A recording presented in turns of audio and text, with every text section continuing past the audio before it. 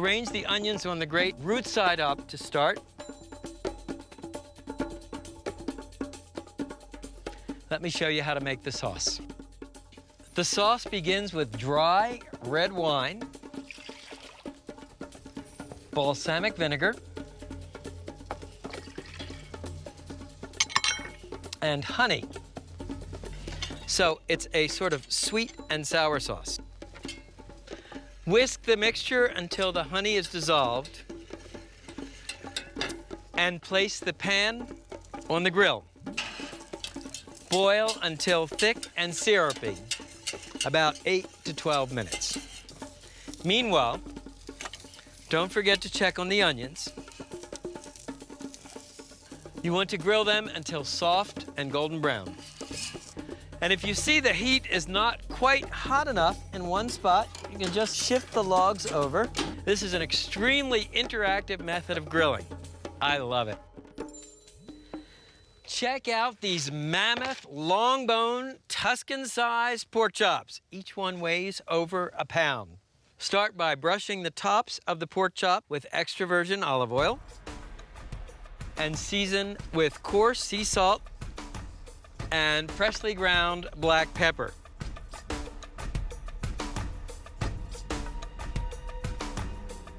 Now arrange the pork chops on the grill. These guys are big. Cooking time will be about 8 minutes per side. And while you're at it, turn the grilled cipollini onions.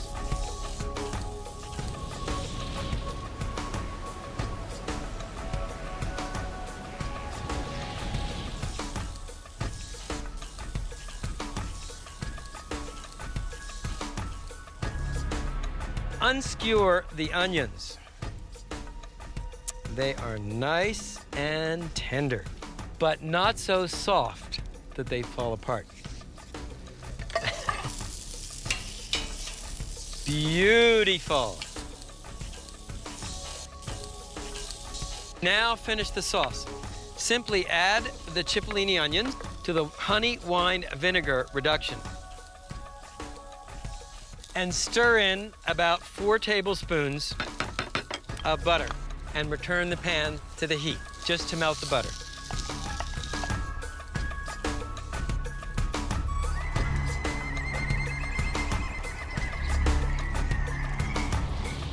So give the chops their final turn.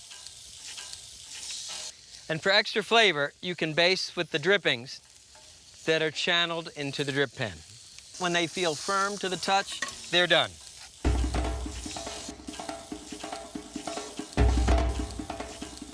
Man, did these look good. Spoon the cipollini onion sauce over the pork chops.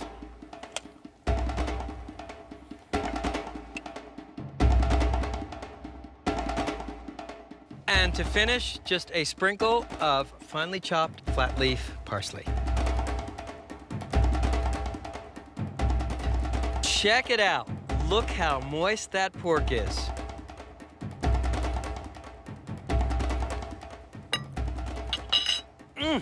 Oh, man. Those smoky wood-grilled pork chops, the sweet onions, this is amazing.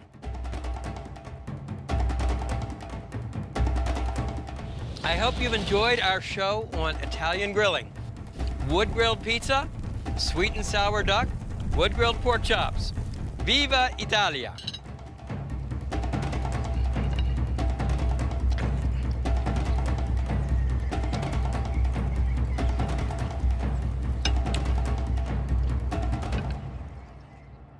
We have 4 bowls that we're gonna pick up, 5 bowls. So, I'm not gonna tell you what order I'm gonna do it. We're gonna see how intuitive you are.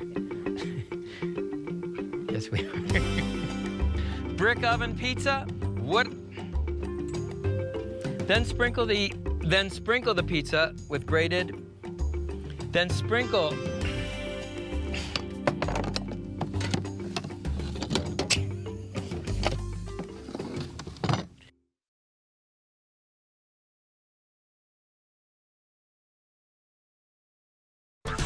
Martha's Vineyard lobster, grilled over wood like we do it at home. Texas cod, Move over brisket. It's the beef Texans keep for themselves. Puerto Rican pork shoulder, studded with garlic and glazed with annatto oil. From the beautiful Esplendor Resort in Rio Rico, Arizona, I'm Stephen Reichland. Today on Primal Grill, it's Burn in the USA.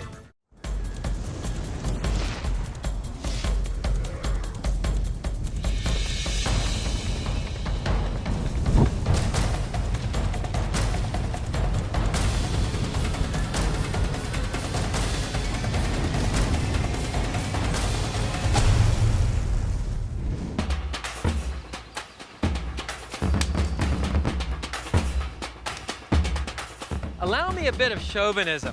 People grill all over Planet Barbecue, but nobody does it better than we do here in America. That's because we have two distinct grilling traditions: the high heat method known as direct grilling and the low, slow, smoky, indirect method known as true barbecue. So with a tip of the hat to the boss, today we're going to burn in the USA. So let's get the sauce ingredients. Yeah, we need a basting brush. So, Stephen, let's do this. When I'm not traveling Planet Barbecue, I spend a lot of time in Martha's Vineyard. Of course, we grill, and the first thing we grill is seafood, even lobster. Especially lobster. The high, dry heat of the grill gives you a complex flavor you just can't get from boiling. Now, in the vineyard, we use live lobster. Some people may find the act of cutting a live lobster open disconcerting, so what you can do is parboil the lobster for 3 minutes. That's what we have here. What you want to do first is cut off the claws. They cook longer than the lobster body, so we'll cook them separately. Next, using a large knife, you want to cut through the belly of the lobster. You cut to, but not through, the top shell, and you want to just butterfly the lobster open like this. And if you find the vein, you can just pull it out and discard it. So here's our lobster. This is a great trick for keeping grilled lobster moist. You want to collect the juices in a bowl, and I'll show you how to use them in a minute. Now, next step, a little melted butter. Brush the inside of the lobster. This green stuff is called the tamale. It's the lobster's liver, and New Englanders consider it a delicacy. Next, season the lobster with this beautiful coarse sea salt and cracked or freshly ground black pepper. We're going to grill the lobsters on a wood-burning grill. And what you do here, just raise the grate with this flywheel, and we're using pecan wood. Lay it on the coals. The beauty of grilling with wood is that wood gives you not only heat, but a smoke flavor. First, place the large lobster claws. Then the smaller claws. Then the lobster bodies, and these go cut side down. The idea here is you sear the meat for a couple of minutes, and then turn the lobsters over so they finish cooking in the shells. Then, using the flywheel, lower the grate to expose the lobsters directly to the heat. Now, while the lobsters grill on one side, let me show you the sauce. It's very simple: melted butter, a couple of cloves of crushed garlic. We have finely chopped flat leaf parsley, chopped fresh tarragon, and chopped fresh chives. And we'll simply place the pot directly on the grill, cook these ingredients together, so make a great simple sauce for the lobsters. Once the lobster claws are cooked on one side, just turn them over in the order in which you put them on the grate. Cooking time on the claws is about 4 minutes per side.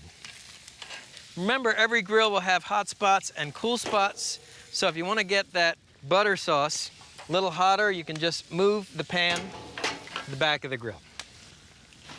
And to make sure the lobster cooks evenly, you can just sort of move the logs around so you have an even heat under each lobster. Now, what I'm looking for here is that the cut part of the lobster will be browned. Don't forget to stir your sauce. Don't want it to brown. I just want the herbs to be fragrant and aromatic. Okay, and once this mixture is sizzling and the garlic has lost its rawness, just transfer your sauce to a trivet. When it comes to cooking lobster, most people think of boiling or steaming. And these are great ways to cook a lobster. But I love grilling, because I love especially grilling over wood, I love the kind of smoke flavors and dry heat searing that you get when you grill a lobster. For me, grilling actually brings out the intrinsic sweetness of a lobster. And at this point, do you want to swap out some lobsters? What I'm going to do now, remember these lobster juices we saved? They go back on top of the cooked part of the lobsters. Come to me a little bit on this, and go. Okay, so just turn the lobsters over. You can see the meat inside the tail is nicely browned. Then what you want to do with these reserved lobster juices is you can just pour a little over the lobster meat, and they'll cook thanks to the hot meat. Then you want to continue cooking the lobsters until the meat is all the way cooked through. I check the doneness by poking. It will feel firm to the touch. You can baste the lobsters with a little bit of your herb butter.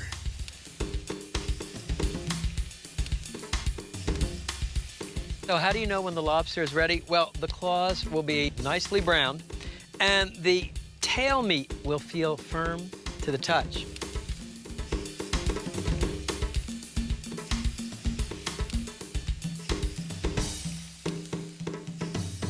So let's see how we did. Take a claw and a lobster body.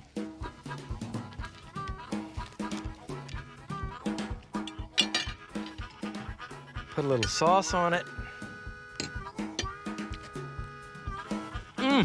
Oh man, the lobster is so sweet, and you get that nice smoke flavor.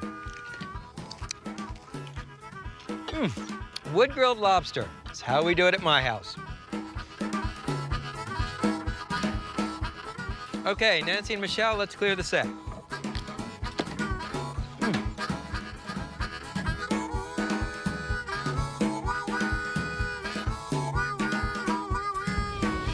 Everybody knows about pork shoulders. Well, beef shoulders, probably 4 times as big.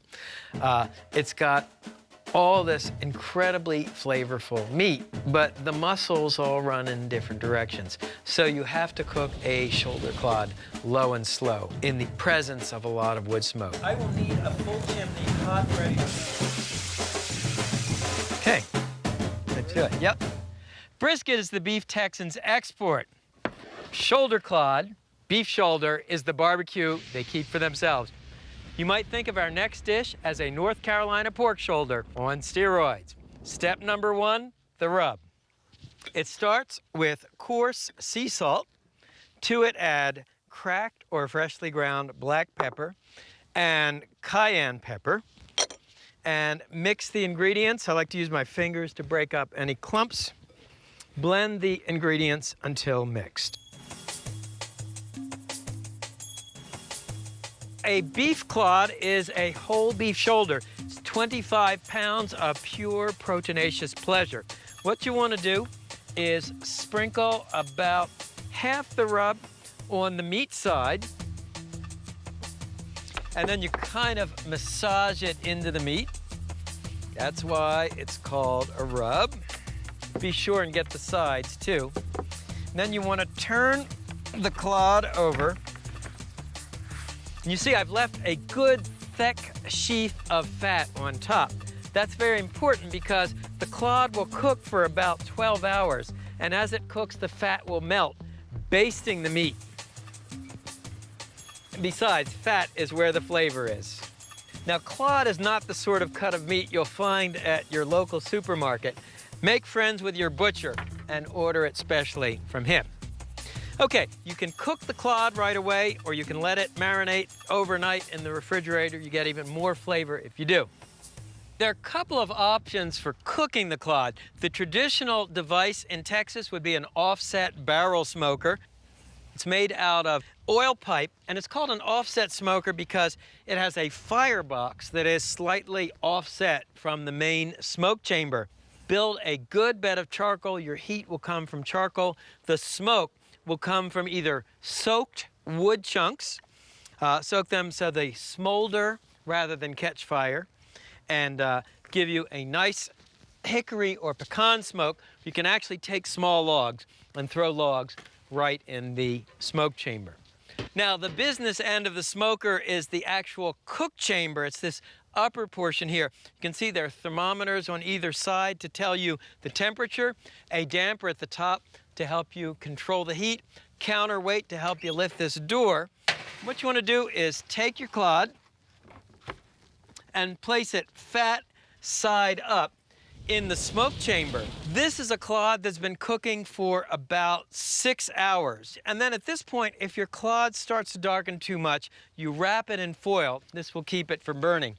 I'll just close the grill lid. Now here's the second option for cooking your cod. You can use a kettle grill. It's a classic indirect grill setup, coals and mounds on the side, wood chips on the top.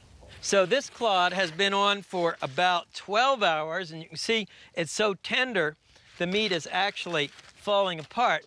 But always a good idea to use your instant read meat thermometer to check it. We're looking for about 190 degrees. Where are we? 186, close enough. First place I ever tasted cod was a barbecue restaurant called the Kreitz Market in Lockhart, Texas. It started out as a butcher shop and grocery store, so the accompaniments were the items you would find at a grocery store. Now let's see how we did here on this cod. We'll start to slice it, and you'll forgive me,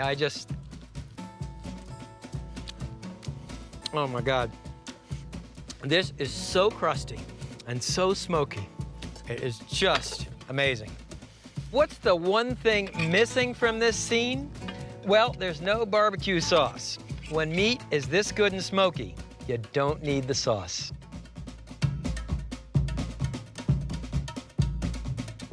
I'll take a slice of white bread, a little cheese, and some jalapenos, and pickles, onion, and a slice of cod.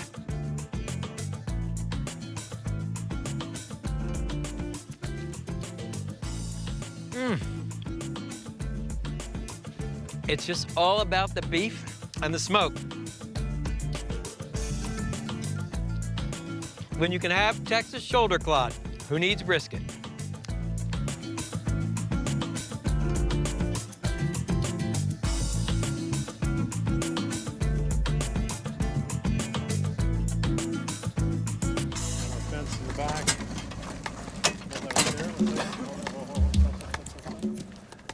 If America is a nation of barbecue fanatics, we owe it to the Caribbean. After all, it was there that the Taino Indians developed barbacoa. Our last dish pays homage to the Caribbean-American connection. Puerto Ricans call it lechon asado. I call it paradise on a plate. And it starts with a skin-on 7-pound pork shoulder. Now, the cut of shoulder you want, if you can find it, will be the foreshank. This is sometimes called a picnic ham. It has part of the foreleg, and you want, ideally, a pork shoulder with the skin on. Here's what you do. First, cut through the skin on the bottom, and then you want to just peel it away from the meat. Because what we're going to do is actually we're going to flavor the pork under the skin and then spit roast it with the skin on.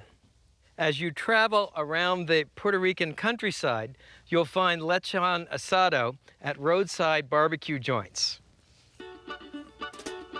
Once the skin is pulled back, using your knife, you want to make a series of holes in the pork.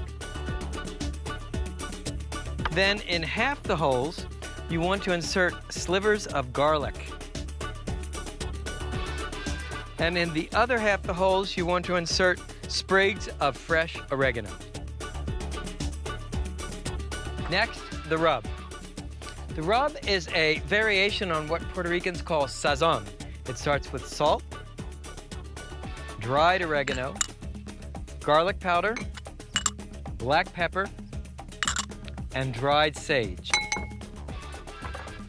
Mix the ingredients for the rub with your fingers and use it to season the pork on all sides.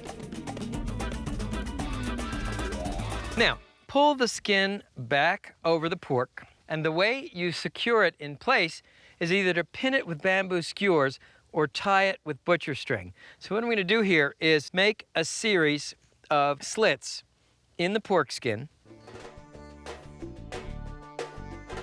And I've rigged up a sort of trussing needle with a flat bamboo skewer with a hole in the bottom. And this will help me thread the butcher string through the pork rind. You want to tie it off.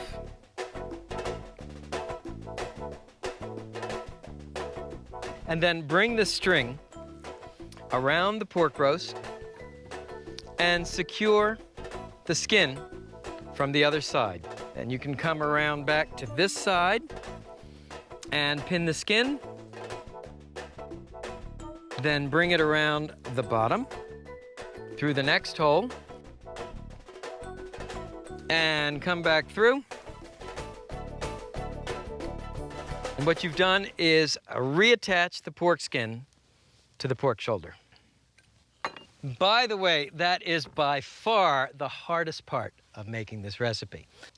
Now, take the spit from your rotisserie and insert it lengthwise through the pork shoulder.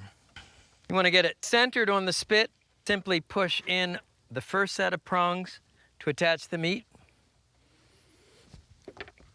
Then the second set of prongs, and secure the pork shoulder to the spit. Now let me show you the grill. This is a wood-burning rotisserie. I've set it up as though you were indirect grilling. A couple of logs on one side, couple of logs on the other side. Here in southern Arizona, we're actually burning pecan wood. Add a fresh log. Take the rotisserie spit and insert one end in the socket and the other end right here, and switch on the motor. It's going to happen, the pork roast is going to gently spit roast. The lateral heat will crisp the skin, cook the meat. Juices will drip in the center. Cooking time, 2.5 to 3 hours. Meanwhile, let me show you how to make the annatto oil for basting. Get our first swap out. Ready? Coming over your head. Let's clean up, get rid of everything under here. One of the secrets to a great lechon asado is to baste the meat with annatto oil. Annatto, sometimes called achiote, is a rust-colored seed with an earthy flavor native to the Caribbean. So, add oil to a saucepan, and then add the annatto seed, and cook the mixture over a high heat until the seeds sizzle and crackle, and the oil is a bright orange. Annatto was an indigenous Caribbean seasoning. It was used for cooking, but also as a sort of early sunscreen. Once the annatto oil is rust-colored, pass it through a fine mesh strainer into a bowl. And use this orange fragrant oil for basting your lechon. You can see this is after about an hour of cooking. The annatto oil helps the skin crisp, gives you an incredible color, and also a distinctive Caribbean flavor. While the roast finishes, let me show you how to make the barbecue sauce. Throughout the Spanish-speaking world, even as far east as the Philippines, people love barbecue sauces made with soft drinks. So it starts with ketchup and your favorite barbecue sauce and lemon lime soda. Finally, black pepper and a little liquid smoke. Combine the ingredients in a pot, whisk to mix, and simmer until the sauce is thick and richly flavored, about 10 minutes. Check out our lechon asado. It looks beautiful, and the natto aroma is incredible. It looks done, but of course, you always want to check it with an instant read meat thermometer. I'm looking for between 180 and 190 degrees. In the Caribbean, people like their pork well done. So all you need to do is take the spit off the rotisserie and transfer the pork roast to a cutting board. Pull out the first prong, loosen the second prong, and pull the spit out of the pork shoulder. Take out the other set of prongs. And then you want to remove the strings.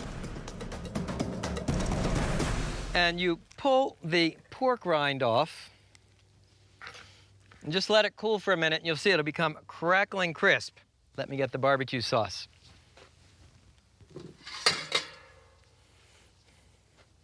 So here is our lemon lime soda barbecue sauce. And let me carve the pork. The knife glides through the meat like butter.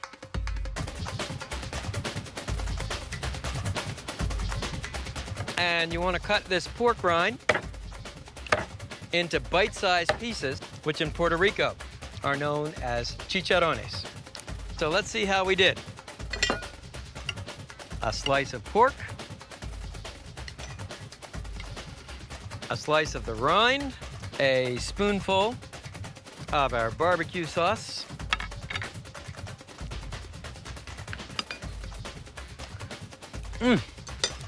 This meat is so moist and tender. This is what the gods must eat in barbecue heaven. So from Puerto Rico to Primal Grill, it's lechon asado.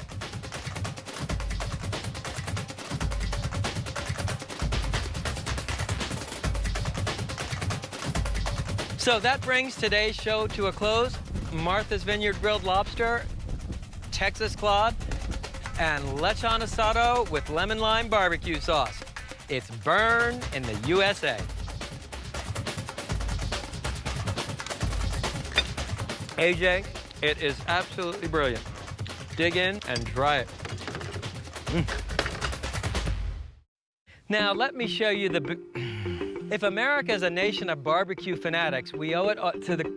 So what's the deal with the lemon lime soda? Well, first of all, people make Allow me a bit of chauvinism, especially lobster. Got my next line. Puerto Ricans call it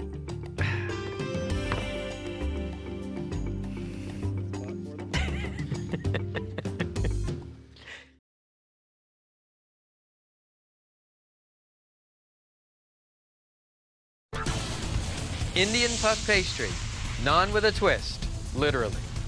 Tandoori salmon, America's favorite fish roasted in India's traditional grill. Chicken tikka, shish kebab, Indian style, slathered with spice and hot from the tandoor. From the scenic Esplendor Resort in Rio Rico, Arizona, I'm Stephen Reichlin. Today on Primal Grill, it's Bombay Blast and the grilling of India.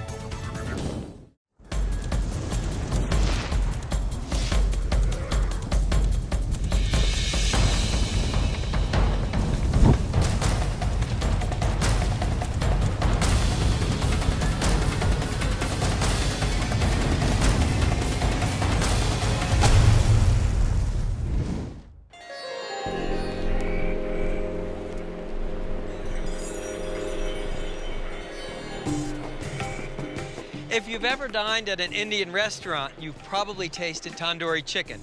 Well, the ancient techniques of complex marinating and high heat vertical roasting also work great for seafood.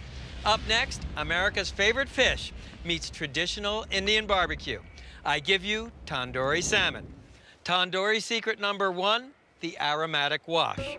Start with finely chopped garlic and chopped fresh ginger,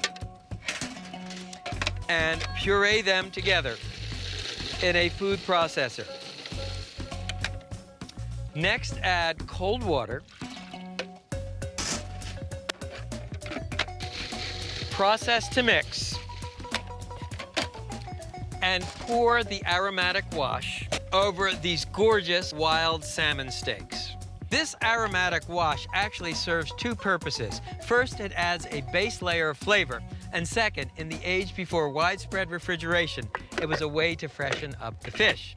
Tandoori secret number 2, the spice paste. This one begins with chopped fresh onion, fresh ginger, fresh garlic, salt, freshly ground black pepper, turmeric, ground cumin, and a spice you may not be familiar with. It's called ajwain. It has a kind of bitter, licoricey flavor. Caraway seed makes a great substitute. Now, grind these ingredients to a coarse paste, running your processor in short bursts. In India, they have these giant lava stone spice grinders that are powered by electric motors. Next, you want to add a whole egg, then add strained yogurt or thick Greek-style yogurt.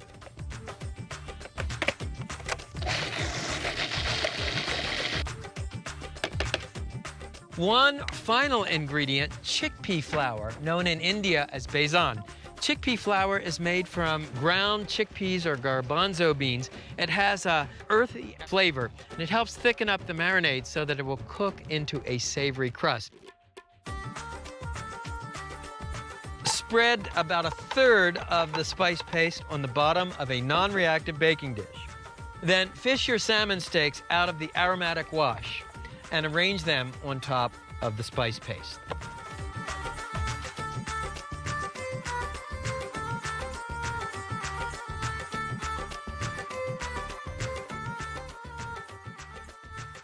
Marinate the salmon in the refrigerator for 4 to 6 hours. Meanwhile, let me show you the tandoor. It's the newest addition to the Primal Grill collection, and I am absolutely thrilled to have it. Inside the stainless steel casing is a tall ceramic urn. The walls are about 2 inches thick. There's a vent at the bottom. And due to the unique shape of the tandoor, the way the walls come up and then sort of close in a narrowish opening at the top, this baby will generate and hold a tremendous amount of heat. We're actually cooking at 700 to 800 degrees. This is a sort of a half Mississippi fire inside. One of the things that makes tandoori so unique is that you grill vertically, not horizontally. And you cook the fish on this long, slender metal spit. So what you want to do is take a piece of fish and pierce it on the diagonal.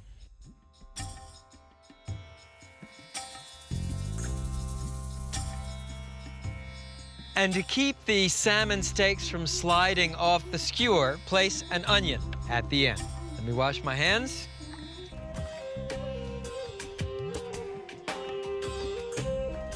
Take the skewer with the tandoori salmon and insert the entire skewer in the tandoor. The bottom of the skewer rests on the bottom.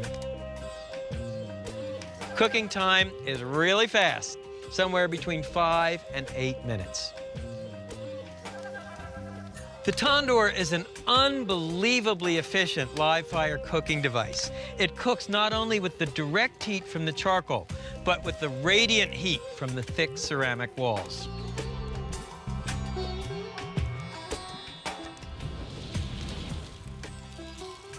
So how do you know when the fish is done? If you look closely, you can actually see the juices bubble. To take the skewer out, use the hook on another tandoor skewer and lift it out. And Indian restaurants will always have a rack for hanging the tandoor. And traditionally, the tandoori meats are hung, rested for a few minutes, and then put on the platter and served. Be very careful not to touch the tops of these hooks. They are excruciatingly hot. Take it from me. So how do you make tandoori salmon if you don't have a tandoor? I give you another Primal Grill first, tandoori salmon on a gas grill. Skewer the salmon on these wide, flat metal skewers.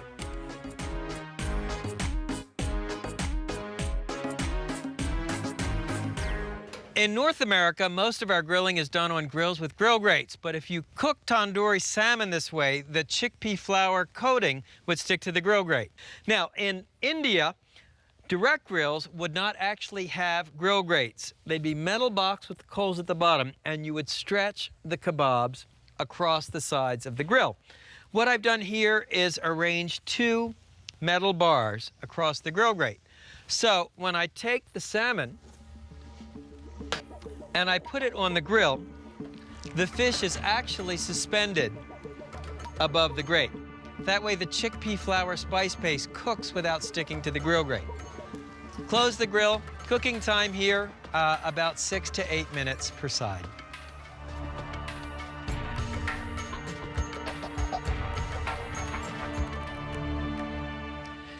And once the salmon steaks are browned on the bottom, simply turn them over. And you can see the beauty of using these flat skewers is that it holds the salmon steaks stable. So we've got another 4 to 6 minutes of cooking. Meanwhile, let's plate up our tandoori salmon. And one final touch, Indians baste tandoori with melted butter just before serving.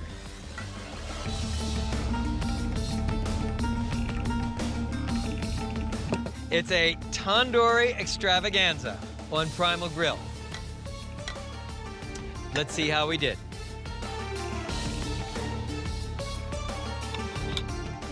First of all, it's really gorgeous. And if you look, you can see that chickpea flour marinade cooked to a hard crust. And the fish is incredibly moist. There's a peppery bite from the ginger, kind of tang of the yogurt. It's like an Indian spice market in your mouth.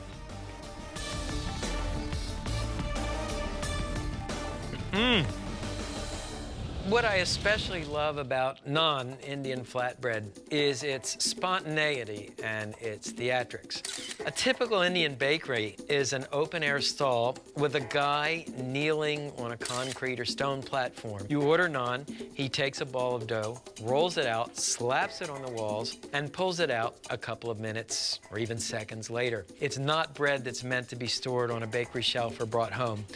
You eat it hot out of the tandoor. Naan was the first food cooked in a tandoor, and to this day, this charcoal flatbread turns up at Indian restaurants everywhere. The flavorings are limited only by your imagination. Step number 1, proof the yeast. Place 1 tablespoon yeast and 1 tablespoon sugar in a small bowl. Then add about 1 tablespoon of warm water. Stir this mixture together and let it stand until foamy, about 5 minutes. Step number 2, add all-purpose flour to your food processor. Next, add plain yogurt, vegetable oil, and salt. By now, the yeast should be proofed. You can see it foams up like a head of beer. This lets you know the yeast is active. So add the yeast to the processor bowl, followed by approximately 1.5 cups of water. Run the processor until the ingredients come together into a soft, pliable dough.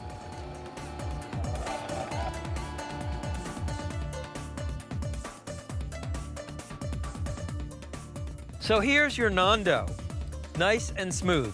So place the dough in an oiled glass bowl and cover with plastic wrap. Let the dough rise until doubled in bulk, approximately 1 hour. And here's what the dough looks like when it's doubled in bulk. So what you want to do is flour your hands, take the dough, and punch it down. And you do that simply by slapping it and kneading it. Roll the dough into a tube about 16 inches long. Create 12 portions of dough.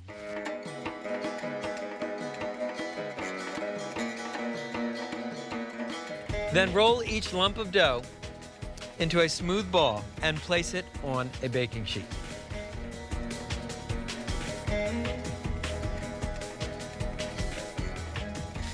Cover the naan with plastic wrap and then with a clean cotton cloth.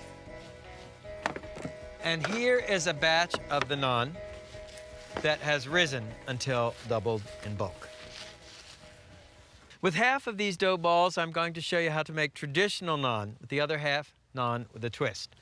Take a ball, sprinkle a little flour on top, and roll it out into the traditional teardrop shape. In India, there are literally hundreds of different varieties of naan.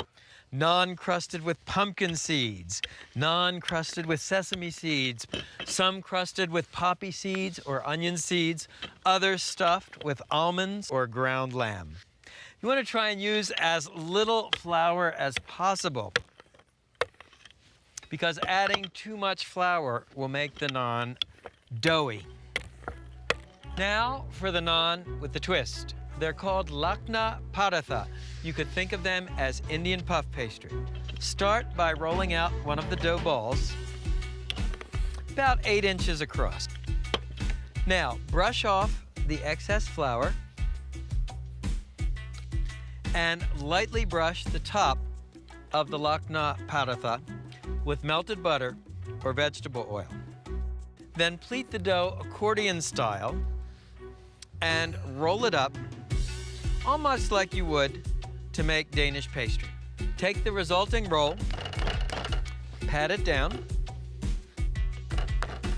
and roll it out again.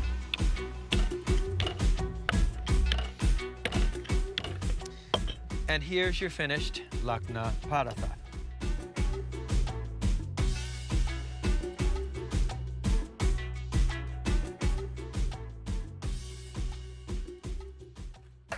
So here's our tandoor. The coals are still hot. To apply the naan to the walls of the tandoor, you use a pillow-like device called a gadi. An Indian grill master would do this with his bare hands. Westerners, you might want to put a protective glove on first. So, watch quickly. This happens fast. Take the naan and put it on the gadi, and then slam it against the walls of the tandoor. Almost instantly, the bread will start to blister and puff. Use the flat blade to dislodge the naan and the hook to catch it.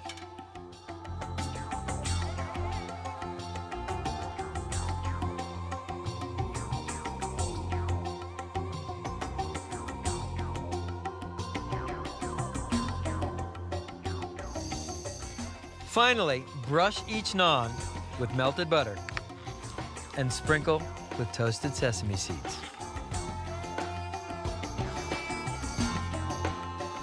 Now the Lakna paratha.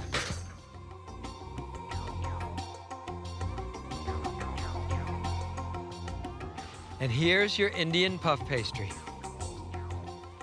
So we'll just butter the Lakna paratha. Now the taste.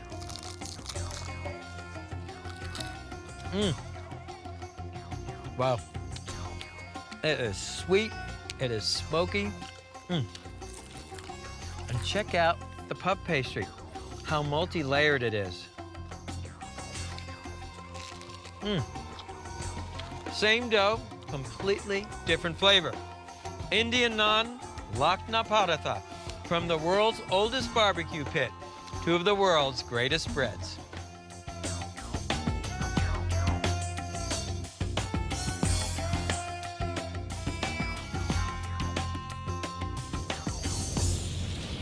400 years ago, Persian princes settled in what is now northern India, bringing with them great artists, great architects, and yes, great grill masters. From this period dates the magnificent Taj Mahal, and our next dish, saffron chicken tikka kebabs. Shish kebab as rich as a Persian mogul. And it starts with chicken breasts. Now, on the back of a chicken breast is what's called the tender. You want to remove it so the chicken breast lies flat. Then cut each breast into 1.5-inch squares.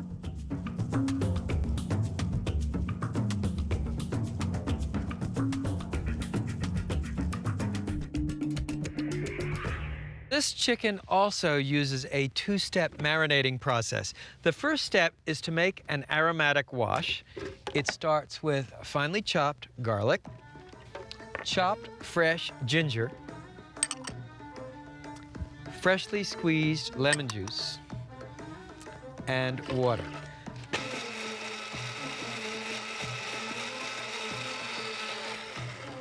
And pour the mixture over the chicken. Now stir the chicken to mix it with the wash.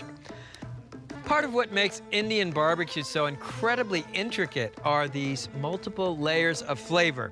So you've got the garlic ginger wash to begin with, and then the saffron yogurt marinade. Now, saffron are the stigmas of a crocus that grows in Iran and in India.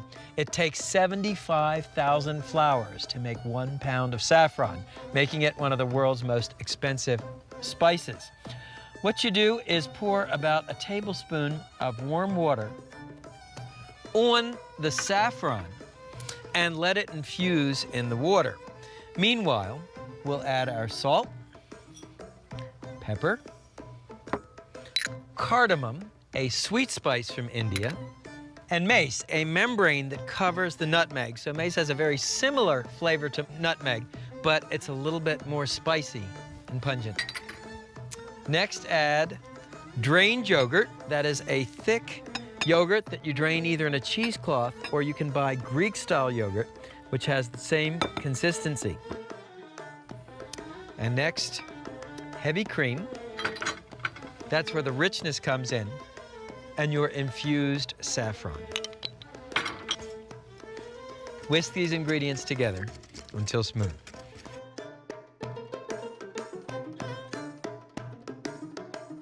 What you do next is drain the ginger garlic wash using a pot lid or a tandoor lid to keep the chicken in the bowl. Then pour the saffron cream marinade over the chicken. There is nothing like the aroma of saffron. It's exotic, spicy, sort of summons up images of caravans of spices traveling from India to the West. And marinate the chicken in the refrigerator for 3 to 6 hours. Okay, let me show you the tandoor. Check this out. This is a tabletop tandoor, small enough for home use. We actually had it air freighted into the set of Primal Grill from India. But like the full-size model, it consists of an urn-shaped clay pot in a stainless steel casing, a vent at the bottom, which you open and close to control the heat. Open, more air, more heat. Okay, let me show you how to put the chicken on the skewers.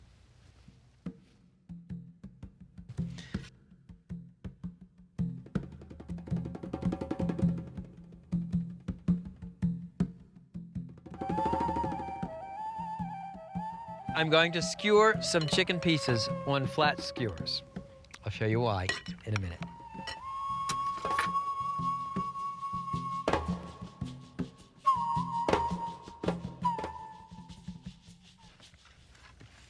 And now my favorite part. Lower the skewers into the tandoor, making sure they don't touch.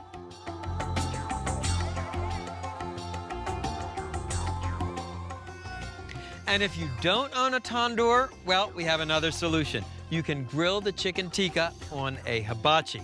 I filled the hibachi with natural lump charcoal, Range the chicken you put on the flat skewers directly on the hibachi. Cooking time is quick, 2 to 3 minutes per side, 8 to 12 minutes in all. Let me go check the chicken in the tandoor. And the chicken tikka is cooking beautifully. And don't be afraid to rotate the skewers so the meat browns evenly. To increase the heat, you can just open the vent at the bottom.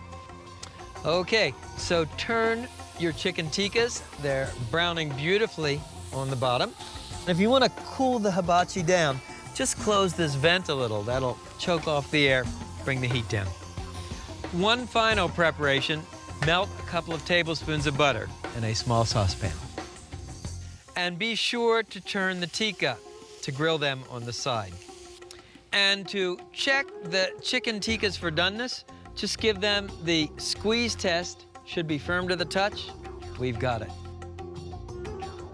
So remove your chicken tikkas from the tandoor.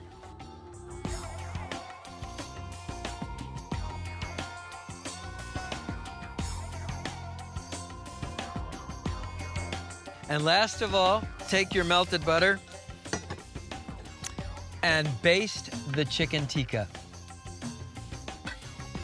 And this butter gives the kebabs a great flavor and a nice sheen.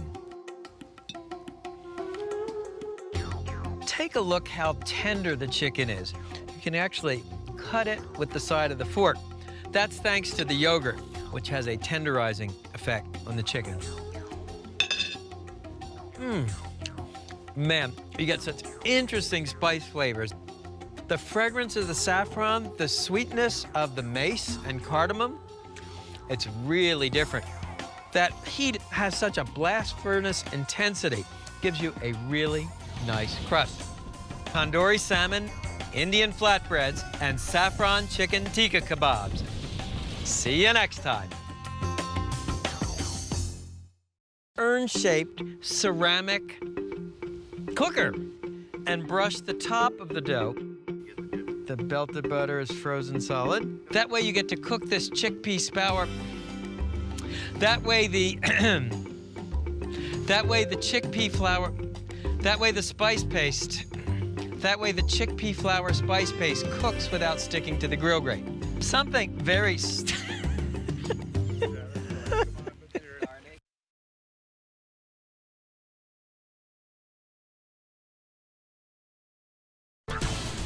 Singapore beef satays, meat on a stick from Asia's crossroads. Guamian chicken salad, an electrifying combination of smoked chicken, fresh coconut, and hot peppers. Fish Malaysian style, slathered with spice and grilled in banana leaves. Cambodian grilled corn, basted with coconut milk and seared over charcoal. From the scenic Esplendor Resort in southern Arizona, I'm Stephen Reichland. Today, smoke and fire from Asia.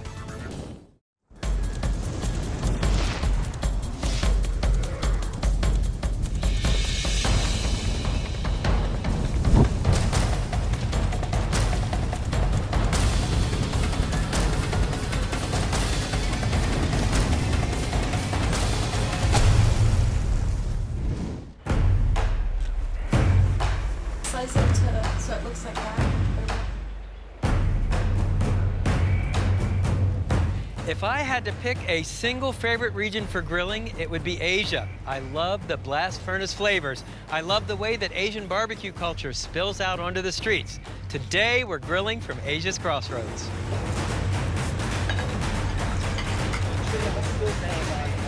Guam, where the sun rises on American barbecue. That's the slogan of the Guam Barbecue Society and the inspiration for our first dish. Smoked chicken and fresh coconut make this one of the most singular salads on Planet Barbecue. First, the smoker. Now, this is called a water smoker, and I'll show you how it goes together. First, dump a chimney full of lit charcoal into the bottom portion of the smoker. This is the firebox. Next, place the smoke chamber on top, and then the drip pan goes in the middle of the smoke chamber. Now add about 3 quarts of water The water shields the food from the direct heat and creates a moist environment for the chicken to smoke in. Now, let me show you the chicken. And when you're working outside, of course, keep your chicken over ice. Season the inside of the cavity with salt, kosher or sea, and freshly ground black pepper. Then here's a cool skewering technique. Take a bamboo skewer, insert it through the drumstick just under the bone, and then come around and pick up the other drumstick. Finally, stand the skewer upright and poke it through the back, and then you can just break off the excess skewer. Fold the wingtips under the bird. Be sure to season the outside of the bird with additional coarse sea salt and freshly ground black pepper. And I have these in a small bowl so I can discard these or use the seasonings for another dish that will be cooked, so I'm not cross-contaminating with my hands. Bring the chicken over and place it on the smoker. And of course, whenever you handle raw poultry, clean your hands in hot soapy water and then hand sanitizer. To finish smoking the chicken, open the door in front of the smoker and insert a couple of soaked hardwood chunks. Place them right on the coals, and you want to kind of lower them onto the coals. Don't toss them in or you'll stir up a lot of ash. Then place the lid on the smoker. You want to open the vent holes to obtain a temperature of about 275 to 300 degrees. Cooking time, 1.5 hours to 2 hours. To get the full effect of this salad, you want to use fresh coconut. And when you buy whole coconut, give it a shake. You want to hear water. If there's liquid inside, it's fresh. Now to crack the coconut open, hold it in one hand and just sort of tap it with the back of a cleaver. And you'll see it comes apart very easily. This is the coconut liquid mixed with rum. It makes a great cocktail. This is not coconut milk. Okay, 3 ways to grate the fresh coconut. With a traditional coconut grater, you sit on a bench with the wood part under your thigh, and you use this to scrape out the coconut. A slightly more high-tech version from India, you simply turn the crank and grate the coconut. And the most high-tech version of all, take a piece of coconut and peel it with a vegetable peeler. And then place the pieces of fresh coconut in a food processor. You want to break them into sort of about 1 to 2 inch pieces, just like that. And then using your chopping blade, simply turn on the processor. A lot easier this way. So here's your freshly grated coconut for the salad. Just add it to the bowl with some coconut we grated earlier. All right, let's check on the chicken. Well, the chicken should be done, and it sure looks done, but it's always a good idea to check with an instant read meat thermometer inserted into the deepest part of the thigh. You're looking for at least 165 degrees. Okay. So now you can take the chicken off the smoker and let it cool and take out your bamboo skewer. So once the chicken is cool enough to handle, what you want to do is just sort of break it apart and then pull the meat off the bones. Don't forget the skin. That's my favorite part.